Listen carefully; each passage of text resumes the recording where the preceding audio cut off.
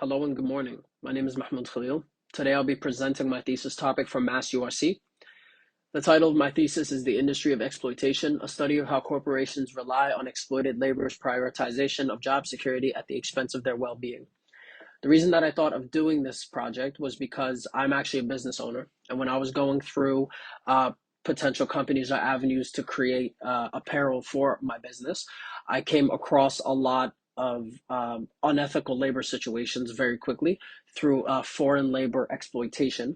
Oftentimes, you would find websites for production houses that would tout their relationships with Western companies such as Tommy Hilfiger, H&M, Zara, whatever it is, etc. And while these websites that claim that they've been working with these companies fairly seem very welcoming and opening to laborers, when you actually do a little bit more research on them, you can immediately notice just how quickly and how exploitative the labor actually is. So I did want to do a little bit of a deep dive on this situation.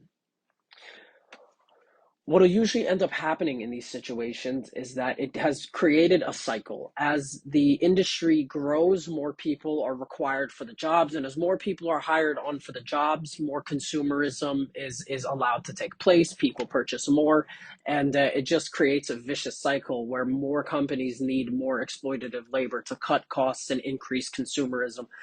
So I did want to do a little bit of a deep dive into this because it begged the question, what is it that encourages or rather goads laborers into working in these conditions due to some of the risks involved, some of the situations that can arise in terms of less favorable situations. So I really wanted to know what it was, possibly psychologically, that was at least allowing people to be somewhat willing to do a lot of this work. As Western countries move towards more protection for their own workers, industries are more inclined to use foreign labor. We've seen this in Europe and the United States or North America. Companies will often outsource their own labor so that they can avoid certain tax laws, certain minimum wages, just so that they can increase their profit margins. And more recently, especially in the last decade, clothing production has doubled due to reduced production costs. More efficient means of production have been established, and consumer spending has increased.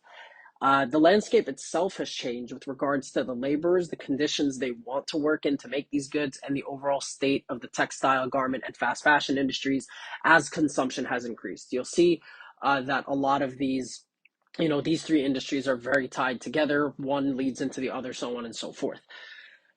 So while we can all understand that it's an objective truth that exploitation is morally impermissible, what exactly is the driving force behind individuals, quote unquote, willingly choosing to work in these conditions instead of boycotting or protesting until standards are raised? I put willingly in quotations here just so that it can be a blanket understanding that this is fundamentally exploitation. And those are oftentimes situations where people are not working willingly, but rather with no other options.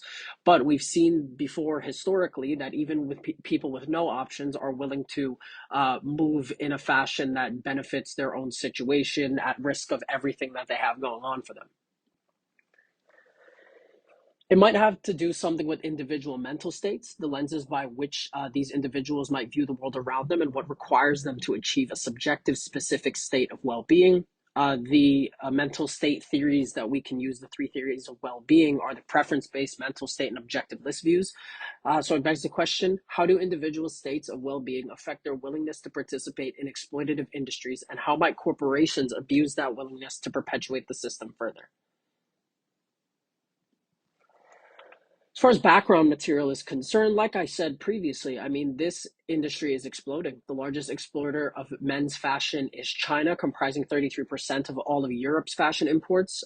Combined efforts of Southeast Asian countries are responsible for 34% of European men's fashion imports, creating a total of nearly 70% just between those two areas. The increasingly low production costs for bulk textile work has led to depreciating working conditions, including factories collapsing, workers unfortunately dying, or at the very least being severely injured with little to no help from the companies employing them. Workplace harassment in all forms is present in abundance. This can be from the sexual origin or just from managers abusing their own workers.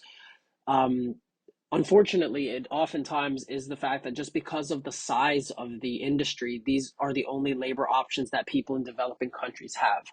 It's the only jobs that are being offered, and it's the only ones that are available. And because of the fact that they are developing, it might sometimes be the only ones that they can actually get. But due to the level of competition in these situations, many manufacturers have taken contracts at below cost prices in order to secure future opportunities, reflecting severely on workers' compensation. The livable wages have been internationally recognized as a violation of what can and should be considered a minimum livable wage. Just to ensure future contracts, a lot of production houses for textile and garments and fast fashion have actually cut their own production costs just so that they can secure future opportunities to continue working with these companies to keep it competitive, just to reiterate. At this point, according to the International Labor Organization, 9.5 million people work in slave-like conditions in Asia, which is just a reflection of how bad the situation has gotten. Many practices have led to health issues as chemicals used in textile manufacturing, such as mercury, are handled without any safety equipment. The question is, why not do something about it? And this is where the preference, mental state, and objective goods theories of well-being may be able to provide some insight on that psychology. Many issues with formally recognized avenues of development, such as trade unions, are banned, bottlenecked, or criminalized in certain countries. Increased wages are halted because it would lead to higher production costs, which in turn would lead to cut jobs according to employers who can no longer afford to employ more workers.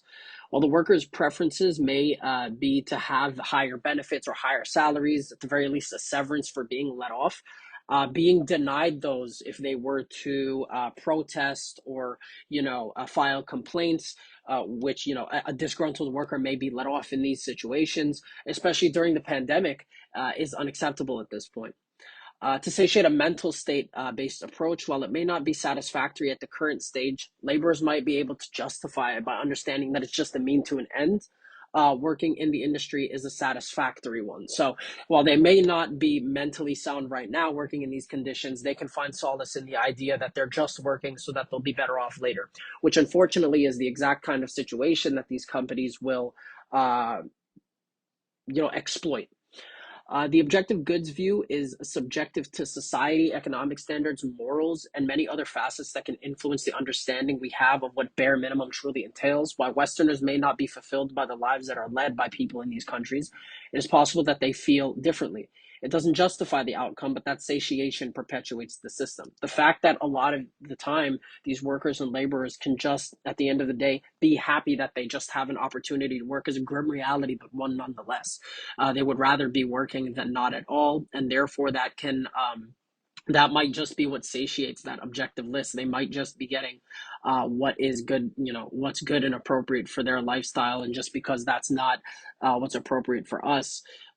Doesn't mean that we can impose our understandings of what's acceptable onto them. Again, it does not justify the exploitation, but it might be able to help us understand why they might seemingly be more reluctant to do anything about it in terms of overturning the system. The conclusions that we I kind of hope to arrive to were that depending on the lens by which individuals may view their own lives through, we can begin to understand how they might justify internally doing this kind of work in these conditions with these outcomes. Ultimately, there is no one theory of well-being that we can impose on one individual. However, using these theories, we can establish enough gray area by which some people can justify working in these conditions while others cannot. Thank you.